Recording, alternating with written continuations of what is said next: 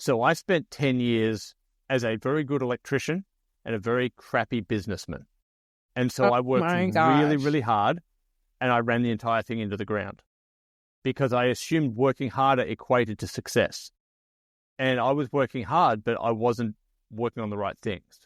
And it wasn't until that broke that I recognized that I was trying to be an electrician running a business, not a businessman running a business. And I put it down to the fact that business requires its own apprenticeship, but there is no formalized apprenticeship for doing and running a business. And that's what coaches are for.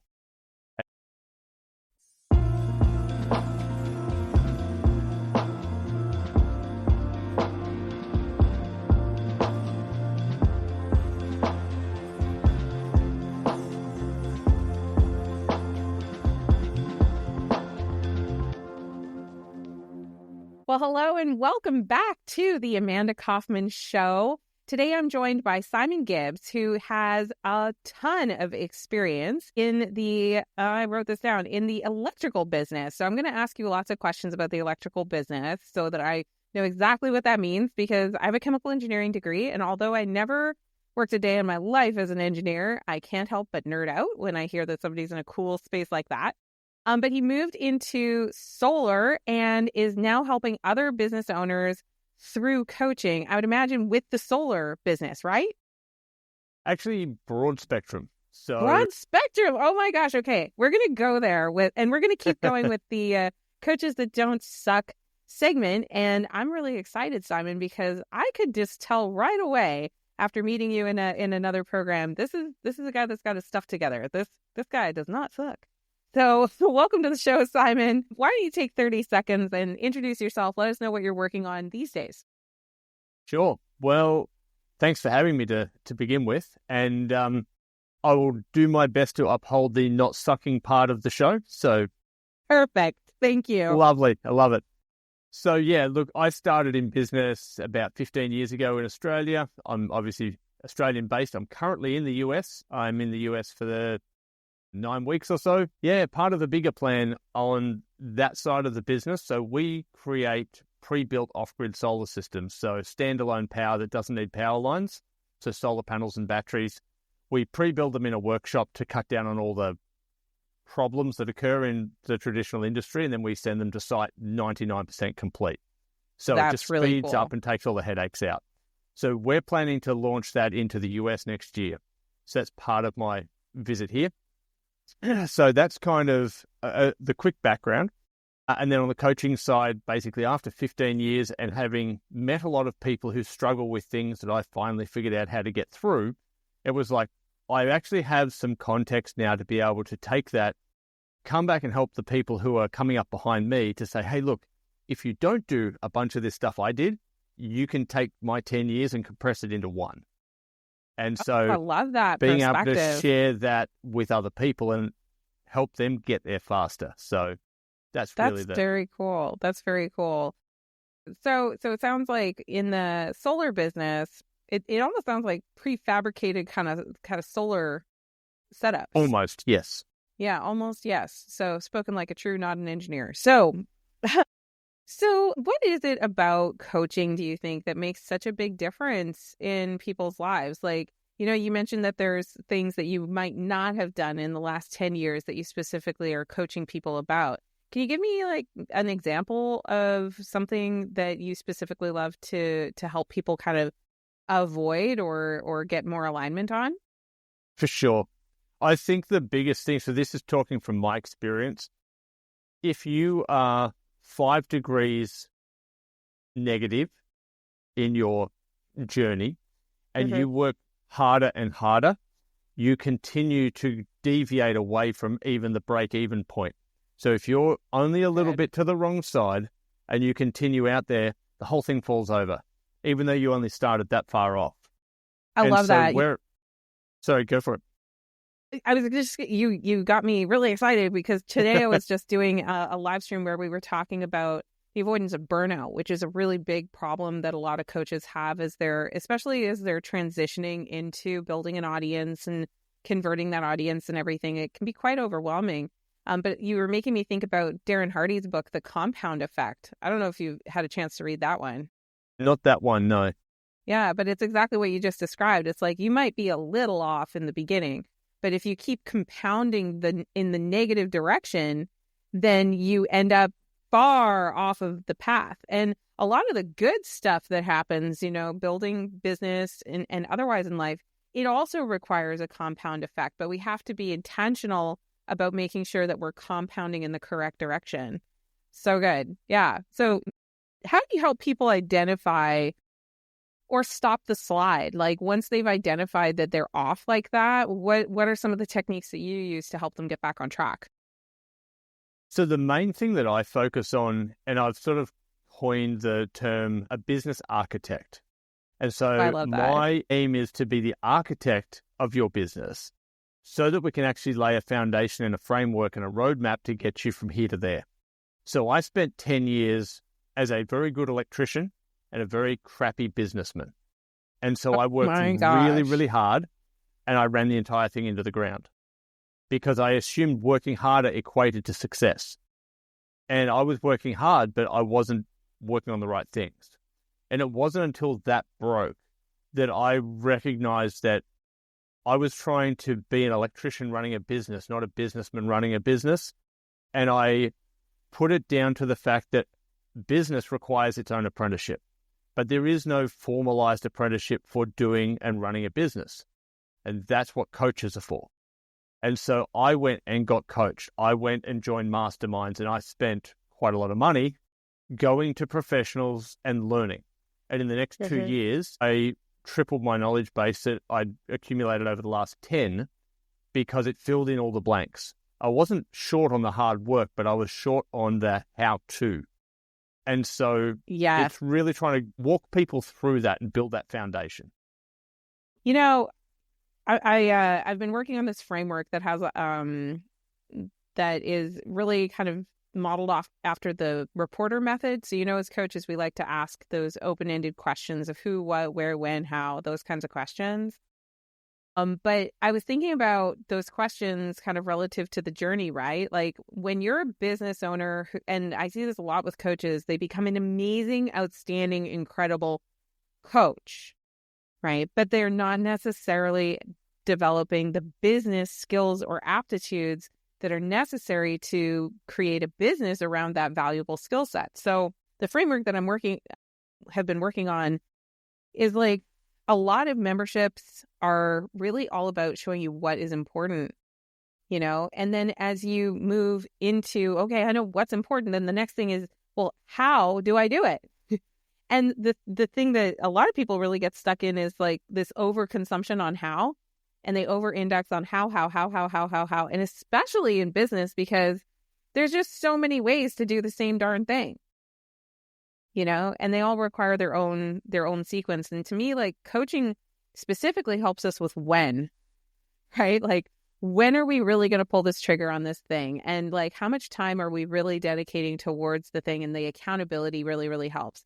And then, a mastermind, for example, allows us to connect with who and also connect with who are we becoming. So I don't know what you think about that framework, but has that been kind of generally your experience as well? As like there's kind of this motion that we go through as we learn?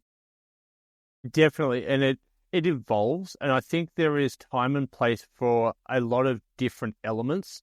And so one of the big ones that I've seen is there is a big difference between coaches and mentors. And I think terminology can be a little interesting depending on how you understand those words. And the way I had it explained that really made sense to me is a mentor is somebody you look up to, you'll listen to their information, you'll dissect it, and you'll try and apply it yourself.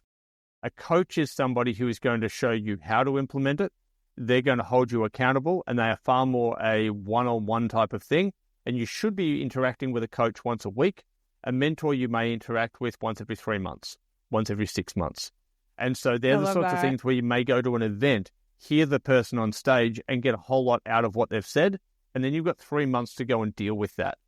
A coach is going to be there every week going, did you do what we talked about last week? How have you gone with that? Do you need help with that? And it's that. And this is why coaching, I think, is such a great field for anybody that has something to offer other people who are coming up behind them, because you can't get to a mass scale with you doing everything, but you can help a select few. And I like to think it more in a stacking layers on a cake. And so when you start, you may be one layer deep. It's you to a few clients. And then you're going to, if you want to grow that business, you then have to go to you training facilitators who train clients. And then you need to, you continue to tier that up as it gets wider on the base. And I think where it can get lost is when people want to go too wide and just get a whole bunch of clients in, and they don't have the depth to be able to actually teach on that individual level. Now, some people can take information, dissect it, learn it, apply it, and they're good. 90% of people are going to need hand-holding, especially if they're under the 5 million mark. They don't see what you see. And so if you give them information, they don't know what to do with it. I say to people all the time, the internet gives everybody access to unlimited information. So why isn't everybody already successful? The information's not the problem. It's the wisdom to apply the information.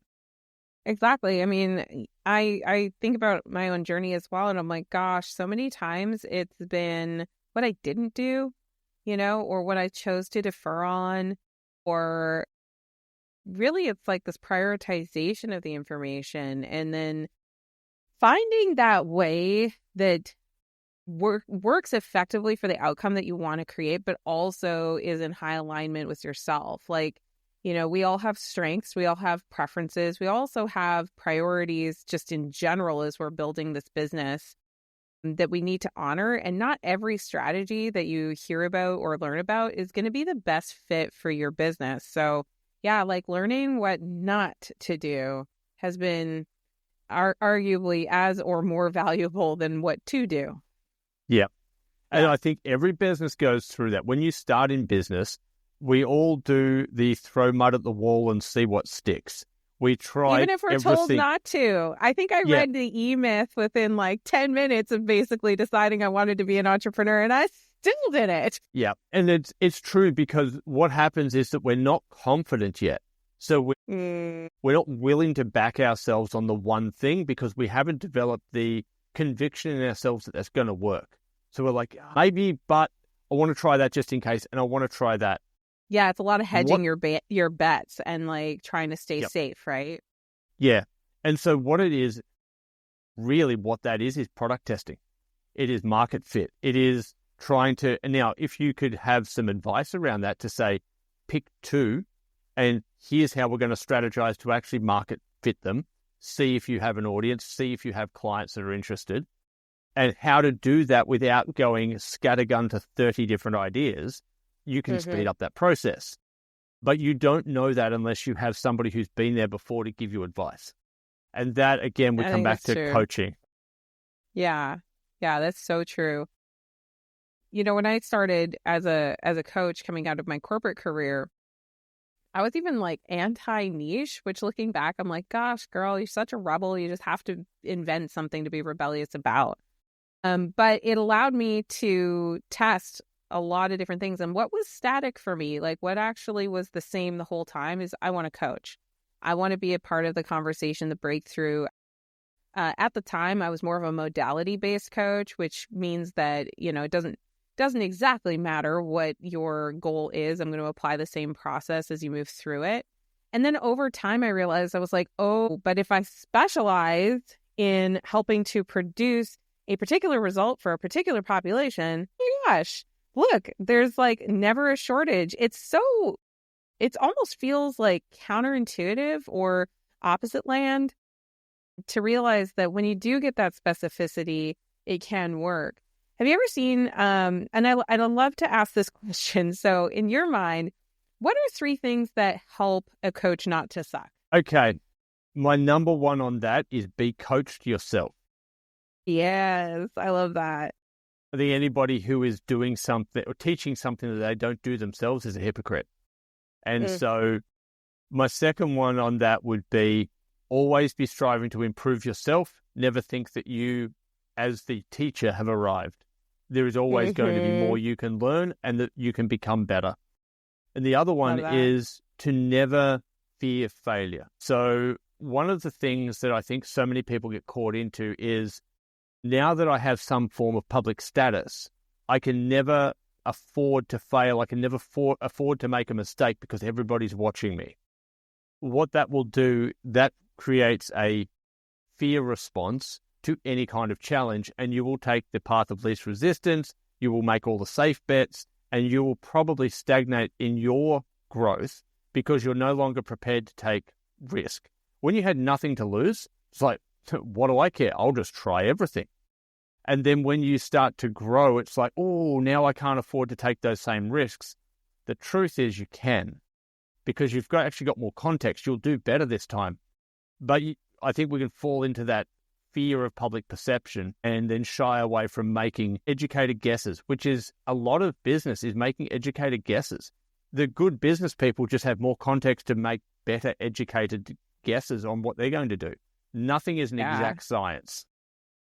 I really love this. There's nothing more dangerous than a man who has nothing to lose, right? Like, I don't know who Absolutely. said it, but that's, it's so very true. And I think I think there's a lot of perception about what we have gained so far as being so valuable sometimes that we're sacrificing it. We're sacrificing this future gain that could be so much better if we would just take the risk, if we would just trust ourselves to be the beginner and remain the beginner in that mindset. I love that so, so much. So, Simon, what would you say to someone who is, very confident that they can help people, but they're maybe struggling with the balancing of doing it all, and they're maybe struggling with, just kind of getting spread a bit too thin and having a hard time choosing priority? Like, what would you say to that person? I would say take a look at your business model and structure, because this is part of what I love helping people with, is that foundation and the blueprint and the roadmap to get you from where you are to where you want to be. And the reason that's so important is you've got to make a decision right at the beginning. Do you want to just have a weekend business that sells handmade soap at a market and you just love the process and that's all you ever want to be? That's great. You probably don't need my help. The other side is we want to make a business that's worth multiple millions. And so to have a business that is some form of commercial value, it has to operate without you. And so how do you create a structure that is going to do everything you want it to do? You're going to enjoy being part of it, yet build it in such a way that you could leave and the thing will continue to run without you. Now, that in itself, if you can figure that out, if you can do it on your own, that's wonderful. You're probably going to need a little bit of help. Once you've nailed that down, what happens is you have a roadmap of to get to, what does that look like at 10 million a year? Well, how many clients am I going to need? How much am I going to charge? What are my overheads? Wow, I can't service all of them. Okay, who else would you need in your business at that scale? Well, I'm probably going to need someone to this and that. Cool. Now we know who we need to hire. We know where we're trying to head to. And so generally when you're at burnout, it is because you have taken on all the work. You're too scared to let it go because someone might make a mistake, which they probably will, but you don't know what's next. You don't know how to make that hire. You don't know who the hire should be. You don't know that next step. And so you then get paralyzed by I don't know what to do and I'm too scared to make a mistake. But you're right in that position as if you don't make a decision, you've already failed. That's so good. That's so, so true. And, it's amazing that in a short 20-minute episode, we've covered so much ground, but sadly, we're gonna have to wrap this one. Maybe we'll have to book some more time because I feel like you have a lot more to share and say. But in the meantime, Simon, what's the best way for people to get to follow you? Okay, Simon L. Gibbs on most of the socials. You'll find us on Facebook, Instagram, simonlgibbs.com, and you'll find pretty much everything we've got going on at the moment on there. And yeah, on the website, you can reach out, contact me direct. And if you're interested in getting help with your business through what I do in building that foundation and roadmap, and then the coaching side of things, that's all accessible through the website. Outstanding. Well, we'll make sure to have all of that in the show notes. And dear listener, do us a favor. Make sure that you take a moment to subscribe so you don't miss our next amazing conversation. Also, leave a 5-star review because Simon brought it. He brought some really amazing tidbits here. Go ahead and share your favorites in a review and leave us a 5-star review because it helps other business owners be able to find the podcast and recommend it really easily to other people. And finally, go ahead and share this episode. I'm sure you have at least 3 friends that are looking to build a business into 7 figures and beyond, and they would really value the mentorship and support of someone like Simon or myself. Either way, let them have exposure to this experience and this conversation, and then you can be a really great friend. So that's what we have for you today. We'll see you next time on the Amanda Kaufman Show.